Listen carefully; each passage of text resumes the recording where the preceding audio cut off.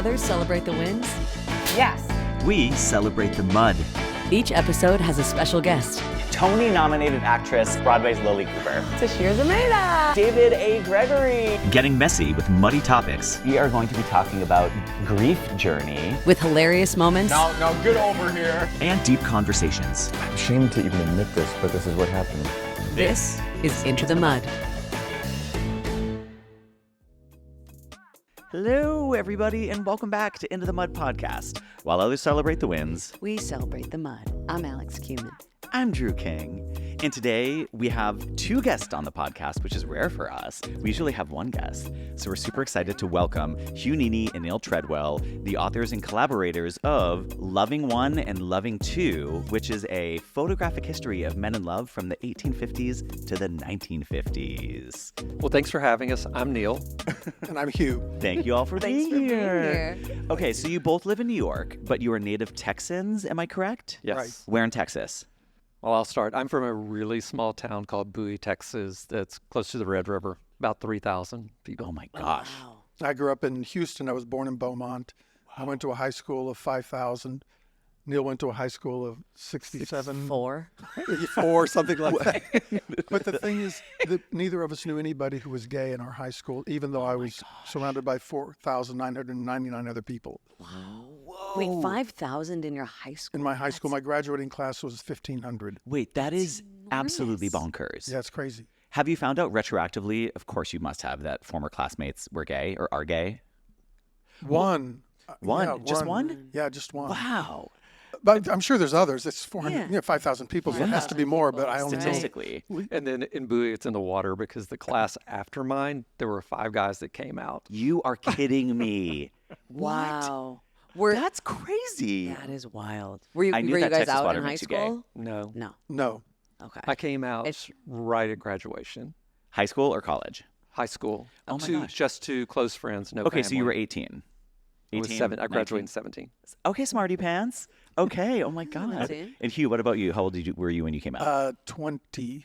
And I graduated high school in 1974, though. Okay. So that was like another era. That is that's Yeah. very much a different Yeah. era. Yeah. Oh my gosh. How old were you again? I was 16, but I got outed. Alex knows this story very well. Yes. My stepfather caught me watching some gay adult content. And, And it had to be the stepfather. say that. yeah, I know. And he was like, Say the title. the name of the website was 100%gayporn.com. So there was no gray area. confusion. Yeah, there was no confusion. It wasn't not. 98. It was 100. So my stepfather was like, pointed at the screen and was like, "Are you?" And I was like, "I guess so," and then started crying. So yeah, I came out at 16. I don't know when I would have. I'm curious when I would have come out had I not been so gently and lovingly nudged by my stepfather. Did you, in your high school, were there gay people that were out? There were not really, and I'm from Massachusetts, which is very blue and liberal. Same. We had a my- gay straight alliance at my high school. We did and too, but there were a the lot of straights in it. different, No, different. not in I Bowie. think different eras and also very different. Texas to we're both from Massachusetts. Yeah. That's fascinating. Wow. How did you two meet? Well, I'll tell this story because my story's a little different from his. It is not. Ooh, I I also wanna hear love both your. versions. I love your accent. No, Yeah. it was fun. Myself and friends were saying goodbye to one of our friends who was moving to Washington, D.C. So we started partying on a Sunday afternoon about 12 o'clock.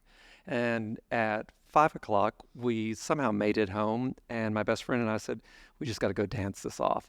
So we went out to tea dance or trash disco, whichever you want to call it, because that's Well, call it trash disco because that's what it was. all right. So Ooh. We'll have to take a poll with the audience. that's where we go into the mud. Okay. So it is. This is so our only I was mud.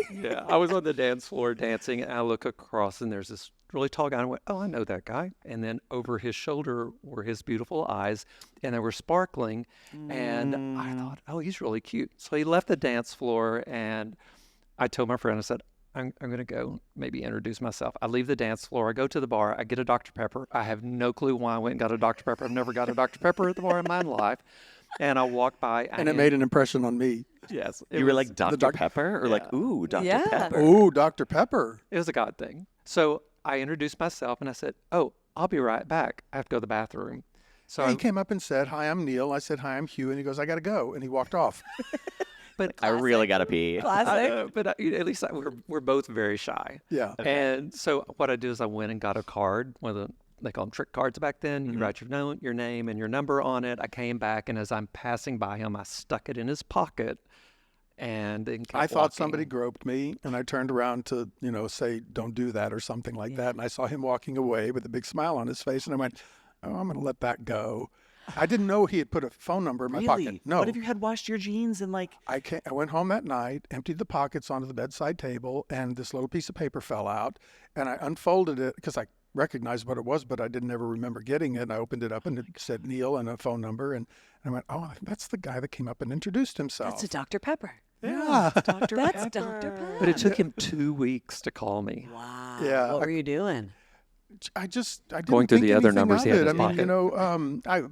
I kept thinking about that Dr. Pepper, and finally 2 weeks into, I wasn't dating anybody at the time. And so I finally just called him and asked him out on a date, and we went on our first date, and it was love at first sight. Oh, I love that. And I also love, we were just in our last episode talking about how the digital age has kind of messed up our ability to approach strangers, talk to people, make eye contact, do stuff like that. I love writing your name and number on a piece of paper and just slide it. I did that once to a bartender, and I will never. I loved it. I'm gonna start doing that. It's thrilling. I'm it's gonna also start doing that. terrifying. So hats off to you. No, I'm gonna start doing that. It's That's genius. I mean, It was our only option. That's I mean, that true. was Yeah. It's still scary, 43, though. 34 but it's years still, ago. But there's something very, that's a very romantic aspect to it. I love it. Well, we used to be so embarrassed about that story because we met in a bar.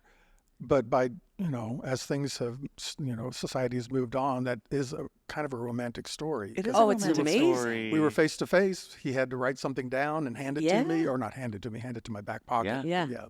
And then you had to make the phone call. I had to You make had a to pick up the phone phone. You call, didn't right. text. And You didn't follow on Instagram. You had to make a Yeah. phone call. Yeah. exactly. and he tells me that he knew who it was when I called him, but I'm not sure of that. You think about it. It was 2 weeks later, and I said, "Hi, I'm the." He's been stuffing numbers in back pockets. I know. Nonstop. I'm sure he was like going through his Which Rolodex and going, pocket? "Which guy was this?" Which butt does this belong to? It was a pleasant surprise when he showed up. Oh my gosh. I love it. Where was the first date? We went to see Bugsy.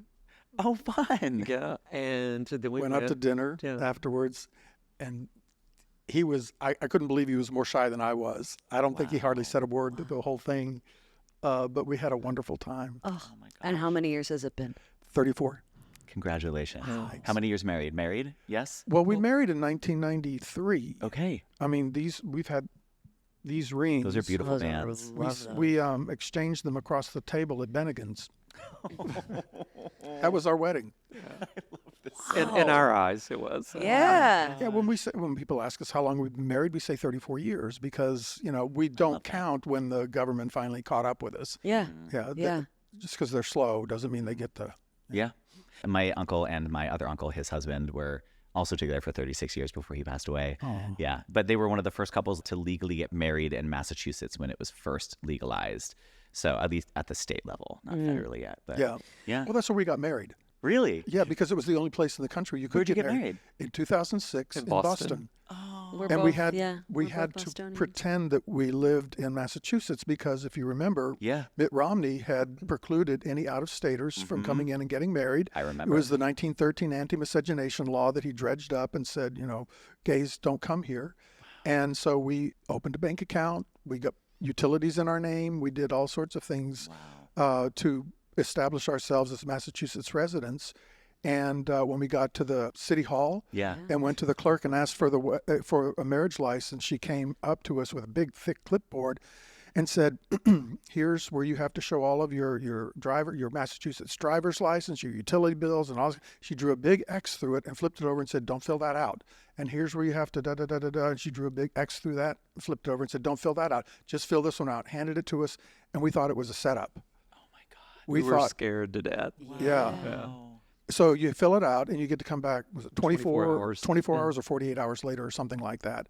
And we just fully expected to walk into the building and have the cops arrest us or Oh something. my God. But instead, we got married legally. I love her. Do you know her name? No, she was a clerk. So she was one of many. And what we found out years later was that the clerks were saying to Mitt Romney or whoever, you don't ask us to do this for any other people. Yeah. And we're not going Yeah. to do it for gay people to come in. And so, they were rebelling. I love Massachusetts. Yeah, it was Oh, awesome. that's so special. Isn't that Love great? that. Love that state. Okay. And that is a brilliant segue into our topic for the day. Really, really good. Yeah. Which is we're going to be talking about when you have to essentially excavate your own history when it doesn't exist, especially when it comes to queer history.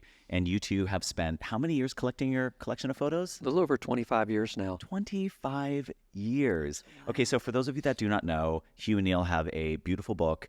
The original one that came out in 2020? Yes. 2020 was called Loving. It is a photographic history of men in love from the 1850s to the 1950s. And your collection was so big that you have now officially released your second book called Loving 2, which is currently now out, available online, bookstores everywhere. Go grab your copy, okay? It's absolutely stunning and beautiful.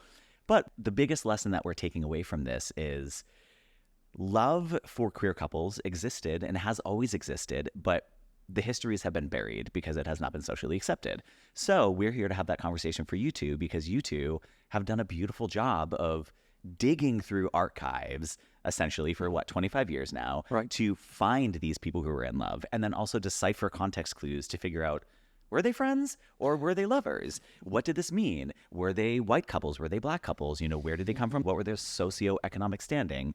So you're digging through a lot of mysterious waters to find love that has always existed. So your story right there is the perfect case and the perfect explanation of what it has been like for queer couples to legally and publicly acknowledge their love. So can you first kick it off by telling us the origin story of when you first found your first photograph in a bookstore? Who was it? Was it Neal or Hugh? I found it You found a first photograph in a bookstore. Can you elaborate on Yes. that story? Sunday afternoon. What a bookstore, though. It was an antique mall.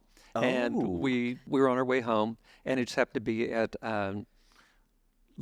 Lovefield Antique Mall. So which is right love is there Yeah, already. It's right next to Lovefield Airport, which is why it has that name. But anyway, Just went blank on the name.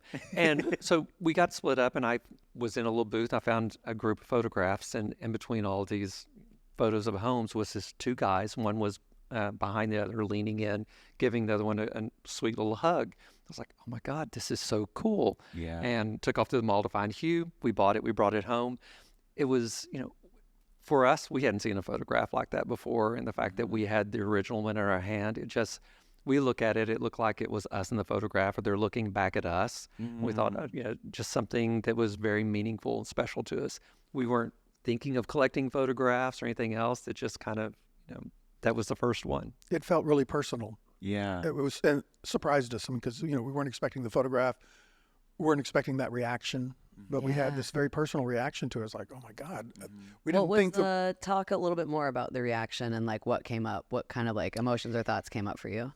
Well, okay, so Neal and I have been together since 1992, and even within our own community, acceptance of gay relationships like ours is, wasn't great back then at all.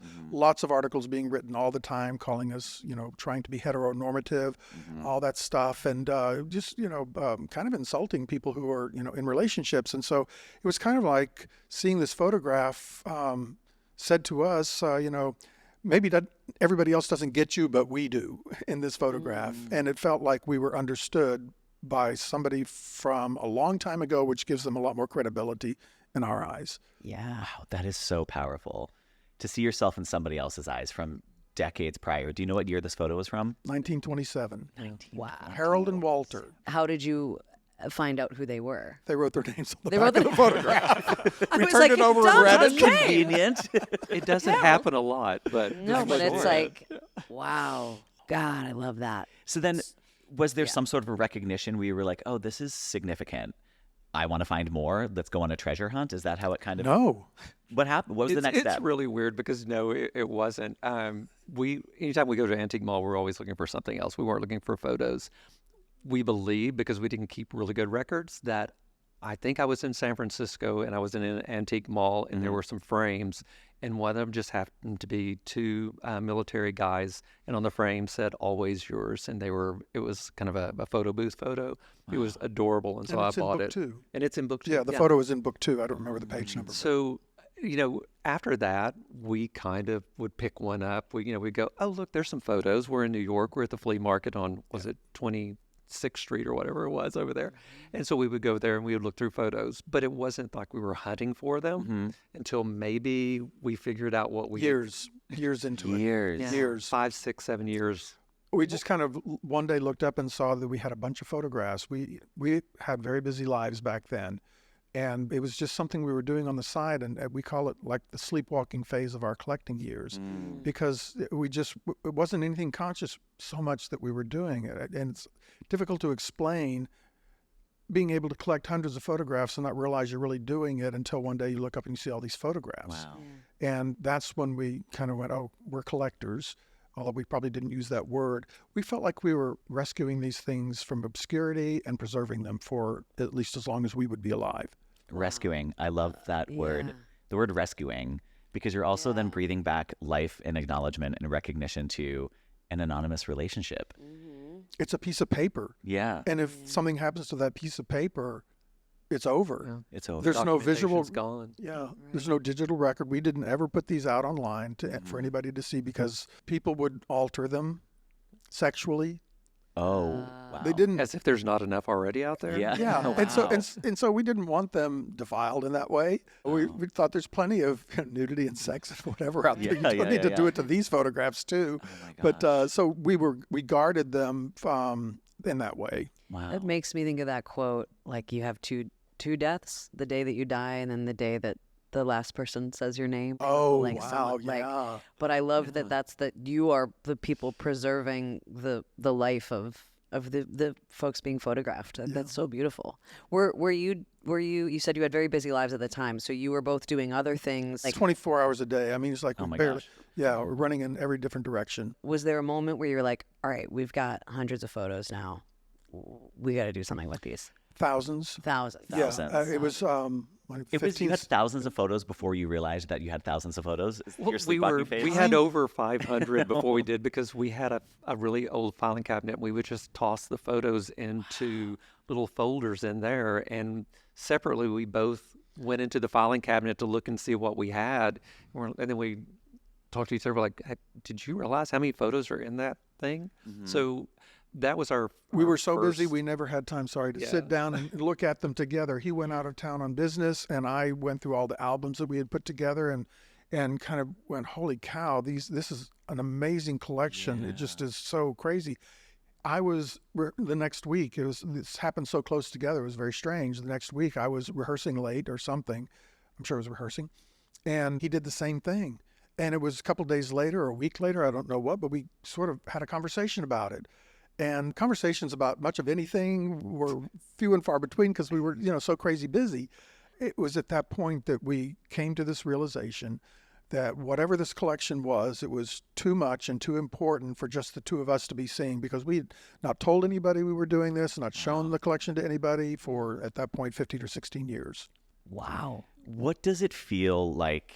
This is I'm sure the question you get asked all the time, but it's important to me, and it has to be significant and important to you. But what does it feel like to be at the forefront of kind of like naming and cultivating a history that was previously erased for gay men growing up who did not have visual references of what male love looked like? What does it feel like for you to now be you're carrying a torch here in a sense? We didn't realize that at all when we published our first book, because it was COVID. We didn't do any sit-down interviews. They were all on Zoom. And you want to tell about Photographiska, that event? So we had done an exhibition down in the meatpacking district, and then Photographiska asked us to come and talk to a group. And we're sitting there, and we put together a PowerPoint. We were very nonchalant about the photos and going through them. Nonchalant. We went for an easy breezy sort of tone, because we hadn't done anything. We get easy breezy. Yeah, sorry, we weren't nonchalant about it. I know, but it was like, here's this photo, and then here's this photo. And we were explaining what we thought about it. And this guy in the audience said, do you guys realize what you have done? Yeah. What you have here? And we hadn't at all, because we had not had contact with people telling us that. We received emails and messages, and people were writing reviews on Amazon and so forth, and so we had an idea of it, but the extent, no, absolutely not. We're still realizing that, I think. Wow. Yeah. Do you have feelings of pride about it, or are you still trying to process it and figure it out? It's more the latter, I Okay. think. Yeah. Still trying to process it. I mean, the fact that we get, it used to be 5 or 6 texts through social media or emails on what the book mean to them, or the photos, and just sitting and really, opening a book to over 300 photos, and just, it's a lot to digest at one time. And, reading those emails and taking that all in to see what it means to different people, no matter what your sexuality is or your age, really tugs at the heart. Yeah, it does. It's important and significant to me. I find it so special. I was also fortunate enough to have some representations of gay love growing up because my older brother's gay. So there's certainly something in the water in Massachusetts. Wow. So we lots of gay in the family. But however, it is important for me because we lack, at least I think my generation, your generation, of course, as well, but my generation lacks visual representation and models of like sustainable long-term gay love, especially because we lost so many people during the AIDS crisis. Right. There are so many people who we would and should be looking up to and envying their love and the companionship and the relationships that they have, but they're gone. And we lost so much of that. So I think this book is so special to see that. And also that's the significant thing about the book is that it's pre the AIDS crisis. Yeah. It's from the 1850s to the 1950s. Right. So it's so special to look back and see like, oh, this love was out there. It existed. People expressed it. They might not have been able to express it publicly, but they had this moment in time. And it makes all of us feel seen and not so othered in a way that we felt growing up. It's really special. Thank you guys for doing what you've done. It's so beautiful. Thank you. It really, really is. So you have now thousands, and I assume you're still kind of anywhere you collecting. go. Got one in the mail yesterday. Wow. No way. So people are sending them to you as well now. Well, after or- we buy them from them, yes. Correct. Okay. Yes. How did you decide which ones went in the book? Oh, that was tough because with the first book we had to cull through about we had right at 2,000 photos. Wow.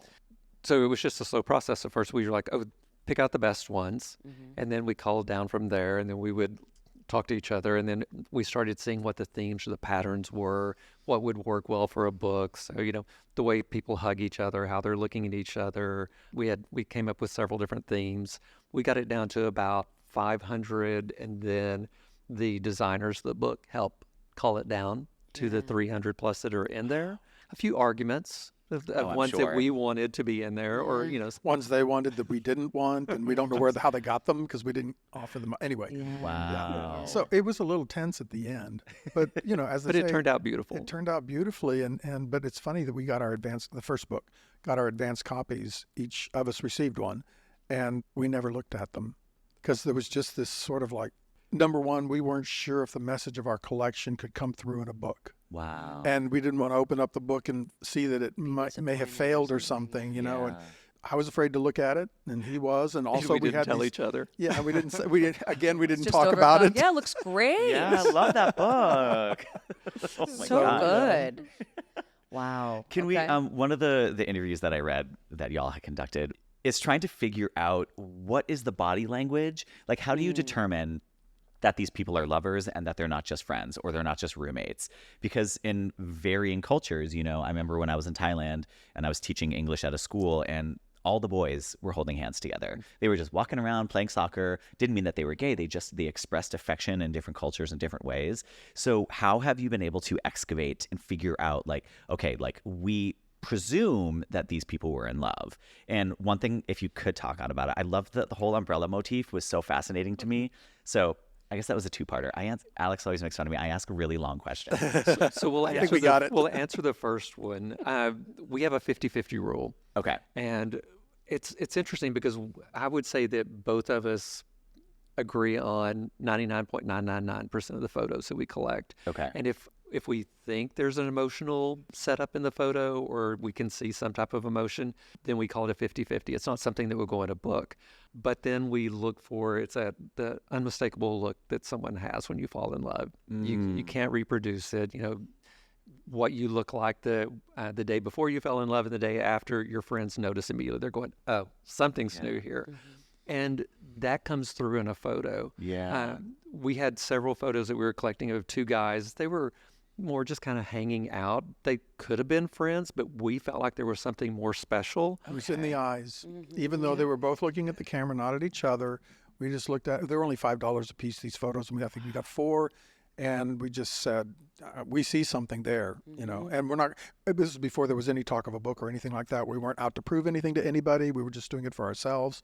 And anyway, then the creme de la creme showed up, and it's on page, I think, 110 in the first book. Okay. It's 2 guys laying in the snow. One's kind of cuddling the one from behind. He has his hand draped down to the other one's hand, showing a ring they're wearing. So they have it's the beautiful same 2 matching guys. rings. Wow. And Same it's 2 actually guys. the only photo in our book that we have a firsthand story Right. on. Can you tell us that the was going to firsthand be story? my. Oh my yeah. God. Yeah. Oh, this is crazy. How much time do you have? 20 minutes. Okay. Story time. So we collected these photographs of these 2 guys that fell into the category that we call 50-50. 50% likely they're a couple, 50% likely they're not a couple. Okay. Which is just, you know, cheap. Photos were cheap and we liked them and we thought there was something there. And then, as Neal said, the next photograph showed up showing them in the Austrian Alps in Kitzbühel, posing together in the snow, pointing at their rings and embracing in a way that, you know, only 2 men in love with each other would do. We got these from the nephew of the man in the front in that photo. And we didn't at first realize that it was the nephew, but after more correspondence, he started sharing more and more of the story about his uncle, who was named Johnny. And Johnny and Daryl was his boyfriend. They both fought during World War II across Germany, and they belonged to the ironically named, you cannot make this up, Rainbow Division. Wow. Oh my God. 42nd Come Infantry still on. exists today. It's called the Rainbow Division. It was established in 1918 by Douglas MacArthur. So it has nothing to do with being gay. But I mean, isn't that a wonderful fact?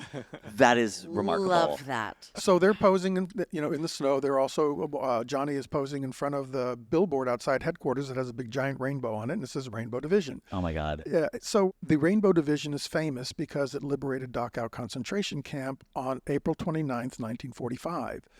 The following day, Hitler killed himself, and the war was over I a just got week. chills. Oh, wait, there's more. Oh, but wait, there's more. When our first book published, somebody in Germany reached out to us and sent us another book that was published in the 90s of the German royal family, and within that family was a couple, Baron Fritz Cherini and Prince Friedrich Leopold of Prussia. They were boyfriends since they were in their teens, and in 1944, Hitler sent them to Dachau concentration camp. And 4 days before the liberation, 4 days before Johnny and Daryl got there, Hitler ordered them to be taken out of the camp and shot before a firing squad to be executed. And so they were not there for the liberation. However, there's a happy coda to this. When they arrived at the execution site, it was the Wehrmacht, competing German unit that said, don't kill these guys. And they said, well, we have orders, we're going to kill them because that's what Hitler said to do, even though he's dead. And they said, don't, keep them alive, and we will use them to bargain because they're royal. They're German royalty was, out by 1918, but they still had their status more or less. And he said, just keep them alive because we can bargain with them for a better outcome for us getting out of this war that we've just lost. It's over. So they, by some crazy fortune and luck, were spared the firing squad. They lived as a couple. What? Yeah. Wow. They lived. We didn't know that they were spared because the German guy, he was the president of Sotheby's in Germany, sent us the book. He put little sticky notes in it, and he said when the prince and the baron were sent to Dachau, something, I don't remember the rest of the note, and I emailed him back and said, oh, what a wonderful story that our soldiers liberated them at Dachau concentration camp. What an amazing coincidence. And he wrote back and said, no, they weren't liberated. They were, and then he told us about the firing squad. And that's all we knew for probably a year. Wow. That is wild. The book that was sent to us has many photos of the two of them as a couple. The family, I mean, it was obvious the family knew and accepted, and in fact, the mother wrote a really sweet note. The book goes Prince from German Friedrich's to mother, sorry. goes from German to English, and she said that it made her. She had comfort in knowing that her son would be taken care of by him. Wow. And Wow. Whoa. And the nephew that we got all these photographs from didn't know any of this. This is stuff that we just unearthed over time. And of course, that book being sent to us from Germany was gold. Yeah. Because we had literally excavating queer history and those beautiful love stories. Yeah. Mm. They That lived is so together as a moving. couple until the death of the prince in 1959, I think it was. Wow. Wow, wow, wow.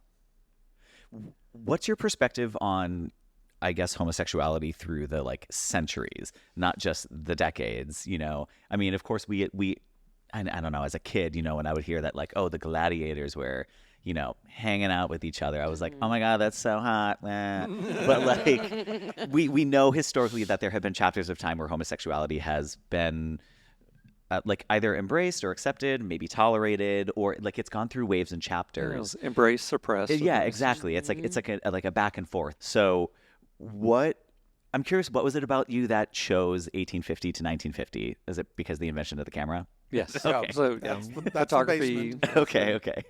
And then the 1950s was the ceiling, because we never really talked about this, but just between the two of us, we intuited that a photograph taken in the 1960s was a very different photograph taken in the 1950s. Yes. Society was so different between those two decades. Yes. So Very, that was where we didn't, number one, we never thought we would do a book. That was never any intention on our part. And number two, we didn't look at it and go, oh, this is a neat little 100-year period, 1850s to 1950s. It just happened organically. Wow. Have you been, I'm assuming you've probably found plenty of photos post 1950, or is it not just been a priority, like you're just not like We don't seeking out- collect them. You don't collect them? No. Wow. I mean, I'm sure there are tons, Yeah. but we don't collect those.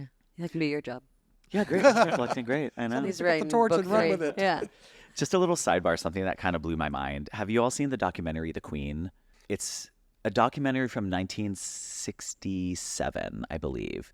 But it's a documentary about a drag competition pageant in New York City with primarily gay men, which is shocking to think that there was a documentary made about this in the 60s. So like pre-RuPaul, pre-Drag Race, Right. pre-Paris is Burning. Did this wispy little blonde Yes. drag queen win it? Yeah, we've Yes. seen that. Yeah, I didn't remember that being the title, though. Yeah, we've seen It's that. called The Queen. It's Yeah. a beautiful documentary. And one of the things that blew my mind about this documentary was there wasn't a lot of trauma or strife regarding sexuality with any of these drag queens. There wasn't any, oh, my family kicked me out. Most of them were kind of, you know, tolerated and or loved by their families and by their peers. And it was a light bulb moment for me that when I was watching this documentary that, oh, I forgot that AIDS changed everything. You know, the AIDS crisis really shifted everything. It was the gay civil rights movement, but then also AIDS. And it really shifted the public perception of what it meant to be a homosexual in the world, or what it meant to be transgendered. And I wondered, I don't know, I was curious about the photographs that you're finding from 1850 to 1950. Maybe it gave me a little bit of comfort after watching that documentary that like maybe they weren't as traumatized or as, you know, brutalized for their sexuality. We don't think they were. No. I Well, the hope not, story yes. of the prince and like what year? What year? So they were born in 1889. Wow. 1889. There you go. And they were a it's- couple by the early 20s, or before, at the end of the 19 teens. Yeah. From 1889, you have what we think might be relative acceptance, we hope. And then you have 1989 with like Anita Bryant and Right. Yeah. and Harvey Milk, you know, trying to champion for gay rights. It was a totally different time. Very different time. It's a very reassuring to know that the world has capacity. We are able Yeah. to accept its What the Angering, collection, too. what the collection looks like to us, and what it tells us is that it's overstated about how bad it used to be, and it's also overstated about how good it is today. Yes. Mm-hmm. I love that. Yes. There appears to be a period between the 1890s and the 1920s where people were way more expressive, way more open, way more family members and friends in the photographs and things like that. It was, you know, they appear to have benefited from a lot of acceptance and love and care, more so than we've ever given, you know, credit to. Because when you're fighting for your rights, I think the inclination is to only talk about the unfairness because that's what we're fighting against. Exactly. And that becomes the only conversation that's had, and rightly so. But, you know, that I think that's where we get this impression that it was so much worse back then. And, you know, back then there was no was no CPAC. It wasn't a national conversation. It wasn't a political conversation. It wasn't even much of a religious conversation. They were more concerned about drunkenness and adultery. They didn't like that because that was often them. So they're going to switch the focus to these guys. Yeah. So that's where we... Seems to be the major political move across the board now. Yeah. Here we are again. Here we are again. Yeah. And Oh also my the gosh. fact that these photos, the oldest one we have is around 1846. They've made it through several hands to come to us. So obviously someone thought they were endearing, the photos, and wanted to keep them, to bring, to keep them to the future. So special. Are there other stories that have come to you of like the book was published and someone writes in and says, I know these people, or Only one. So they're One out of 2 books? out of 2 books so far. Oh, so far, yes. It's only been 14 days since the second book launched. Page 210 and 11 of the first book, there's a gorgeous photo of a couple lying in the grass. And when we launched the book, there was a professor from Vienna that reached out to the Guardian in the UK and said, I know who's on page 210 and 11. I would love to be in contact with the authors. I just want to know who took the photograph. And so they got him. He contacted us, and he said the 2 guys, one's Rupert Brooke, who is a famous poet from the UK, and the other is Duncan Grant, who's a famous artist. And he said, I just want to know who took the photograph. They were from a colony of artists called Bloomsbury Group, and they think the photographer was... Lytton Strachey. okay. All these familiar. names are really, I know. Okay. So, They're well known in literature Okay. circles. These names, all these names, yeah. So there's 2 famous people there in this photograph that he acknowledged who they were, and then it was about 6 months later there was a guy who was an art history professor who also acknowledged who they were. He was from Canada, and he said I know that's Duncan Grant in that photograph. So the other one has to be Rupert Brooke. This is an amazing photo. It's so incredible. How special. I'm surprised there aren't more stories. I felt like We there were would be. too. We really expected to hear from a lot of people, and we didn't. Have you checked the hidden section of your Instagram DMs? I don't You know, know. the hidden folder? Yeah. Yeah. I was like, maybe there's I don't know, 50 A people lot who of have been like, people. that's my grandpa. Oh, yeah. I'm like, check the spam folder. There might be some stories in there. If we find any, we'll let you know. Yeah, please We do. can do a part 2. Oh my God, we'll do an update. I would love that. Can you really quickly, I just thought it was so special and cute, the umbrella motif that you found within the photos. Sure. When we started coming up with the photos that wanted to go in the second book, and we were doing, what are the themes that would kind of bring the photos in, Hugh threw a big pile of photos at me and said, what do you find in these? And we found that the umbrella theme started around 1860 and goes up into probably around 1920s. And, it pulls you in closer. Literally, the umbrella theme, I'm assuming, is just literally Literal people umbrellas. under an umbrella holding an umbrella. So they're Okay, holding 2 guys holding an umbrella. Some we have girls behind the umbrella with 2 guys Going, kissing "Don't you in touch my front," boys. yes, protecting them. So it was kind of like the rainbow before there was a rainbow, in a way. And one woman in San Francisco 2 weeks ago said, or last week I guess it was, said, they're parasols, so maybe it actually showed a little bit of femininity of the guys as well. So, but it was just a common theme that you don't see. They don't have the internet. They didn't have photographs to look at, but they would join themselves together, pull themselves closely together for a beautiful photograph that framed them. Yeah. It's so, I don't know, I just think it's beautiful. And That's really it's such a visual metaphor too. It's like us here protected together Yeah. with this above us looking out for us. It's such a, We collected those photographs based on the expression in their eyes at first. It wasn't until, 10, 15 umbrellas later, we were going like, there's a pattern here. yeah. And that's when we started putting together the time period. Do you know the musical Fun Home or the book Fun Home? Uh-uh. Oh, check it out. It's really beautiful. It's a graphic novel written by a lesbian cartoonist, Alison Bechdel, and then they turned it into a Broadway musical. It's really beautiful. But Of the Bechdel test? yes, of the Bechdel test, yes.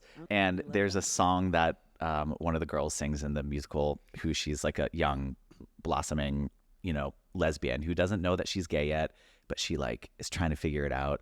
And the song's called Ring of Keys because she's at a diner and she sees a butch lesbian walk into the diner with a huge ring of keys. And that little girl is like, I don't know what it is about you, but like there's a bond here. And like it's her singing the song about like, I know you. I don't know what it is, but I know you. Did you feel that way when you looked into that first photo that you saw? And then is that the same gaze and that same look in the eyes that you've been trying to pinpoint in every single one of the photos in both versions of the book? Yeah. Pretty much. I mean, the first one, the fact that he's hugging him from behind and it's very close and intimate is one thing. But they have the expression. But they do. And it's there, They're- even though they're not looking right at each other. But We're saying they melt into each other, and that's Yeah. where what we see a lot of the photos. You know, you can both be smiling and holding each other, Yeah. hugging each other, but then there's a softness in the shoulders, and how two guys are in love, or two people in love, how they really melt into each other. Well, I feel like there's so much. We've talked a lot about like gaze, like eye contact, and the importance of like particular, more so on like the 1960s and beyond, of like having to be like hidden, like that the eye contact is kind of the only way that you can make that first impression with someone. And Your gaydar. Yeah. It's your yeah, and it's the gaze. The gaze. And I'm sort of still processing this idea that like pre-1960 things were just very much more open, and like that there were family photos, and I really love that. I don't even have a question for you guys so much as I'm just still kind of it goes into the dark after the 30s. And Alan Berube wrote a great book about how that happened. Well, I think the first thing was the Hollywood Hays Code that happened in 1934, where they were required to show gay people, characters as miserable, suicidal, or murderous. Yeah. I didn't know this. Oh, yeah. And so that's why all the movies starting in the early 30s show, terrible representation of gay people. And people go to a movie thinking they're looking at a history display. And so that's the way they interpreted gay people. What's the name of the law again? The Hollywood Hays Code. The Hollywood Hays Code. Hollywood How do I not know Hays this? Code. That's so interesting Wow. because I assumed, going into the 30s and we start seeing the rise of the Hitler. Fascism, yeah. Fascism, and again, what we're seeing now with the Fascism. targeting of trans individuals and the LGBTQ community in general, but just the how it starts by just demonizing a group. Yes. Right. And so I think that it's all just kind of tying in the acceptance and the non-acceptance and all that. And that being a part of movies, and your parents, or what do you want for your children? Well, Yeah. if you see that in a movie, that's not how you want your child to grow up. Yeah. And it's the opposite of what is the truth. Wow. I mean, I remember when I first came out of the closet, one of the first things that many people had said were, "Oh, but I'm just so worried you're going to die of AIDS," is what it was. That was like the fear that people thought and felt. Because, I mean, I guess I came out, I don't know, close-ish to the 90s-ish.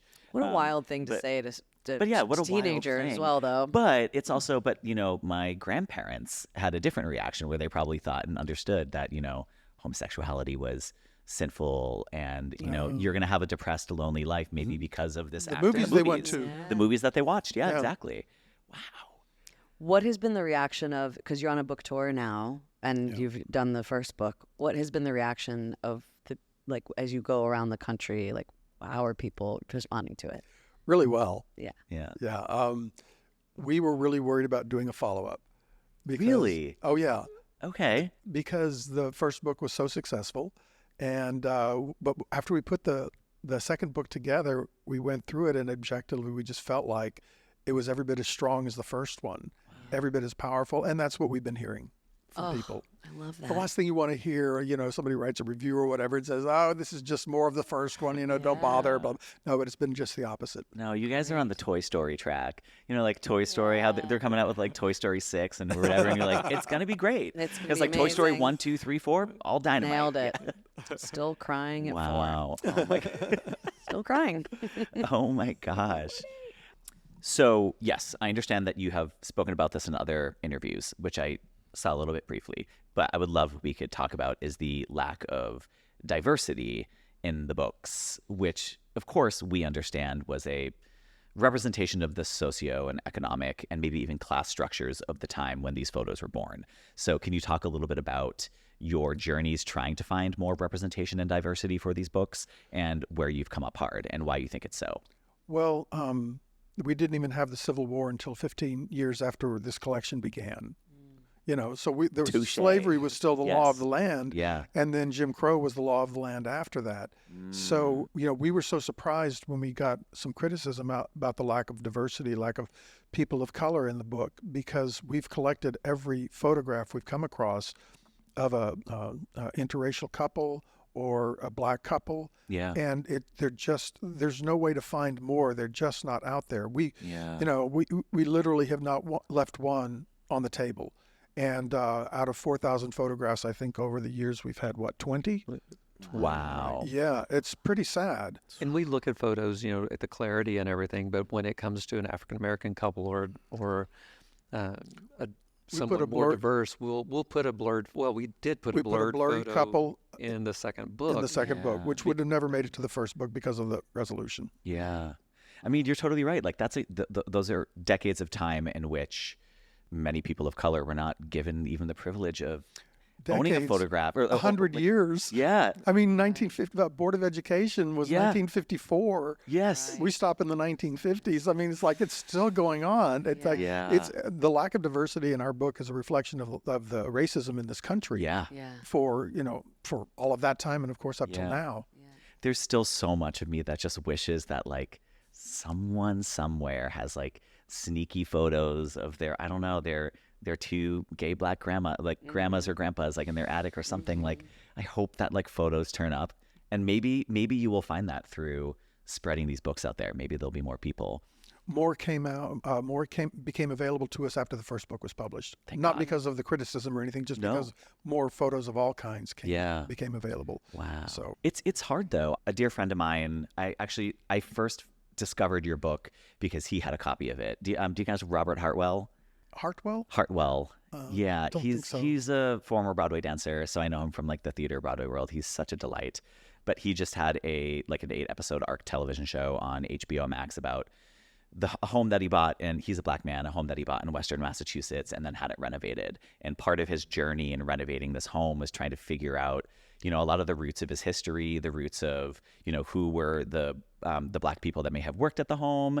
And it's such a tall task in order to find that history, which is so crushing and devastating, but it's because that they weren't considered American citizens. Right. So they weren't even considered to be fully human during those years, which is crushing. 3/5. So it's sad to think that even their visual history has not been, captured or represented. Especially this one, romantic love between two black men. Yep. Between the 1850s and 1950s. Good luck.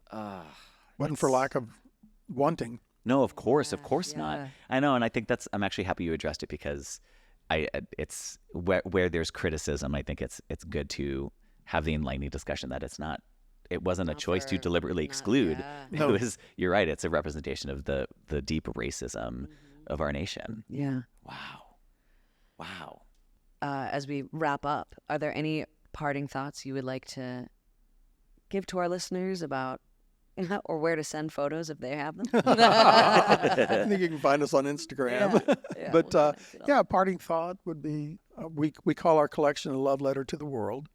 And we hope that people who come in contact with our books feel inspired and feel supported, that romantic love is a worthy endeavor, and that it always has been, and even for gay couples. Beautiful. That was so lovely. Wow. And thank you for, again, the work that you both are doing and spreading out there. And I'm so happy that there are so many like queer kids out there that now can walk into a Barnes & Noble. I mean, do you remember being like, or I don't know, you weren't gay, but I just remember when you were a young gay man. I remember the when days, you were a young gay man. 100%gayporn.com. I just remember going to like the Barnes & Noble, and there was always the like kind of like gay lesbian adult section at like Barnes & Noble, but it just because it had like, I don't know, it had like E.M. Forster in it, and they're like, oh, it's a gay book, whatever. I think about all the time, again, since befriending many more and having many more gay people in my life, every time I watch a movie or read a book or have anything where there is a straight couple and realize like, this is it. This is what we're all surrounded by all the time since I was a kid. This is what we are fed on TV, in entertainment, in literature. no one is deliberately handing a different kind of story to you. Yeah. And so I like, that's what I love about like, it's a very deliberate, like, this exists. We're here. We've been Here's here. proof it Yeah. exists. We have the proof. Yeah. Yeah. I'm so proud it's out there. Yeah. Thank Thank you so Congratulations, much. you guys. Thank you so for much. having With us. This is a blast. Yes. And where can our listeners find you on Instagram? It's Loving by Neal and Hugh. It's A-N-D spelled out. So Loving by Neal and Hugh. Perfect. We'll link it all in the Amazing stuff. Thanks. Thank you again, Thank gentlemen. you. Yes. Thanks for having us. Thank you guys for listening and watching, and like and follow and subscribe. And please go check these guys out as they continue their tour. Anything else you would like to add? Sure, we have a personal appearance that we will be at Rizzoli, close to Bryant Park. I have 3 copies of the book that my boyfriend brought me from Rizzoli today. Oh, wonderful. Because I was like, I can't get them at the Strand. I can't get them at Barnes & Noble. Where do I go? And he was like, oh my God, I'm going to be at Rizzoli. Like, I'll go check and see if they have them. And they were all there. So I'm so excited that you're going to be there. Yeah, we'll be there December the 11th. Great. Oh, So perfect. we're We'll doing put a this little up talk. before then. So yeah. Great. We'll be there. Maybe we'll just come we be should there. come. We'll come. We'll be there. Please do. Okay. I would love Everybody it. come. Excellent. Sweet. All See you right. there. We'll tag it in. Yes. Good luck. All right. Bye, y'all. Thank Bye. you.